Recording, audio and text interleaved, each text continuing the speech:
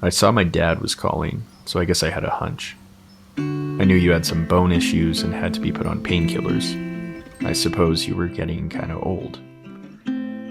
It'll be weird to no longer see you in the morning, to hear your yelps and whines, your eternal signaling towards the great treat drawer, to hear you beg with every morsel of your being, pause at attention, eyes lasered into the back of my skull, pleading for me in the only language you know. I'll no longer feel like I'm being scrutinized at every move of my fork, every chomp, every subtle motion that left a gambit for your appetite.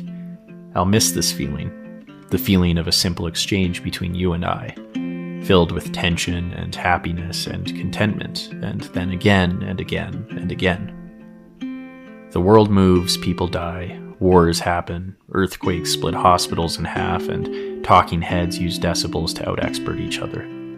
Everything is so noisy and violent and cold and scary. And then I would see you tail wagging, hair in a chaotic tussle. The death rattle of the world suddenly falls at the squeak of your toy. Nothing mattered more than to see you excitedly run down to the yard. Playtime. Running and catching and tugs of war. A ritual of man and beast. A noble war with unspoken rules. No nipping me, no jumping, no fake throws.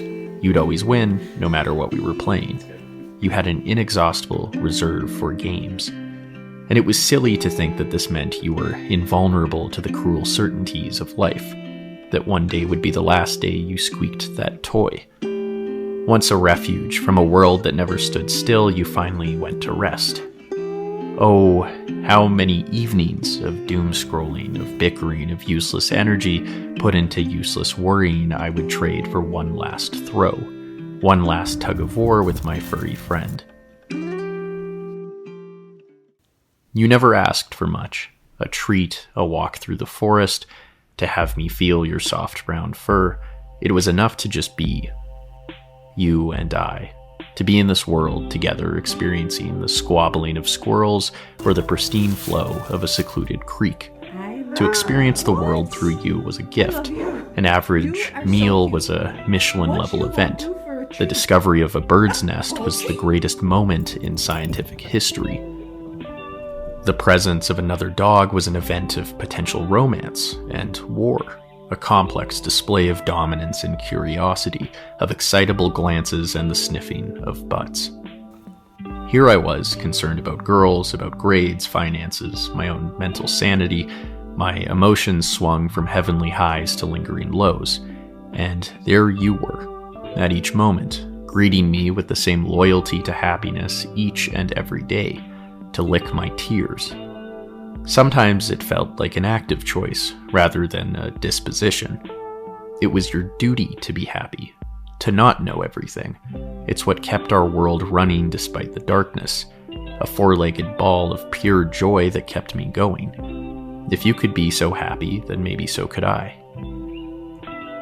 Sometimes the images flash in a painful rotation, your deep brown eyes and how they begged for my affection, the slight reflex you had when I touched your paw, how you would sprawl out onto the couch as you slept, your sporadic snow dives where you'd emerge with a face plastered in white, that sweet spot behind your ear that made you make funny noises, your beautiful smile, your tail eternally wagging, a creature of constant motion subdued, a force of playful resilience finally put to rest. I wish I had been there, to tell you how much you meant to me. My brother laid there with you as you passed on. You meant so much to him. You two were best friends, adventuring companions.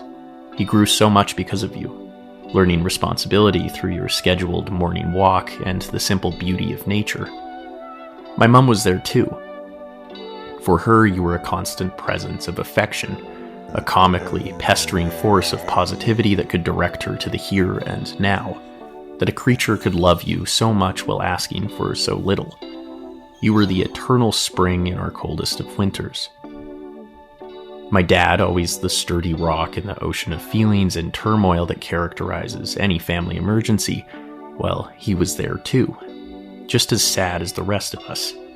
For him, you offered a simple space for peace, the sort of wisdom that required no language. to silence your thoughts with a furry friend that wanted nothing more than to watch the deers in the yard. You were the stillness he needed in times of immense despair. You were one of my best friends, Poppy. Although the life has left you, it has not left us.